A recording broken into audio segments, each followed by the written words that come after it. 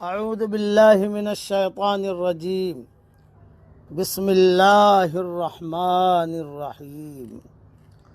سورہ الف لام میم سجدہ کی 2 آیتیں پڑھ رہا ہوں، آیت نمبر 16، آیت نمبر 17۔ تتجافى جنوبهم عن المضاجع يدعون ربهم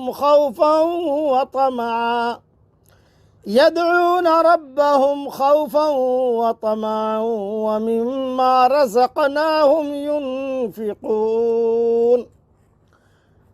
ان کی کروٹیں اپنے بستروں سے الگ رہتی ہیں، اپنے رب کو خوف اور امید کے ساتھ پکارتے ہیں، اور جو کچھ ہم نے انہیں دے رکھا ہے وہ خرچ کرتے ہیں۔ فَلَا تَعْلَمُ نَفْسٌ مَّا أُخْفِيَ لَهُم مِّن قُرَّةِ أَعْيُنٍ جَزَاءً بِمَا كَانُوا يَعْمَلُونَ۔ کوئی نفس نہیں جانتا جو کچھ ہم نے ان کی آنکھوں کی ٹھنڈک ان کے لیے پوشیدہ کر رکھی ہے، جو کچھ وہ کرتے تھے یہ اس کا بدلہ ہے۔ تھوڑی تشریح سن لیجیے۔ حضور اکرم صلی اللہ علیہ وسلم نے ایک حدیث قدسی میں یہ جملے فرمائے ہیں کہ جن سے ان کی آنکھیں ٹھنڈی ہو جائیں گی، اس کی تفسیر میں جیسے کہا گیا نا کہ اب اللہ کے سوا کوئی نہیں جانتا ان نعمتوں کو جو اس نے مذکورہ اہل ایمان کے لیے چھپا کر رکھی ہیں، جن سے ان کی آنکھیں ٹھنڈی ہو جائے گی۔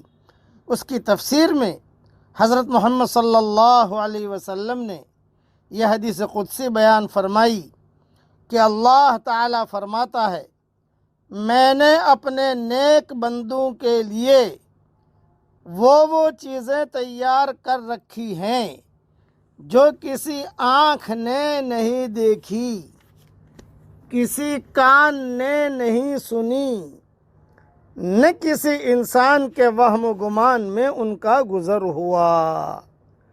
صحیح بخاری شریف میں یہ حدیث موجود ہے، تفسیر سورۃ السجدہ میں۔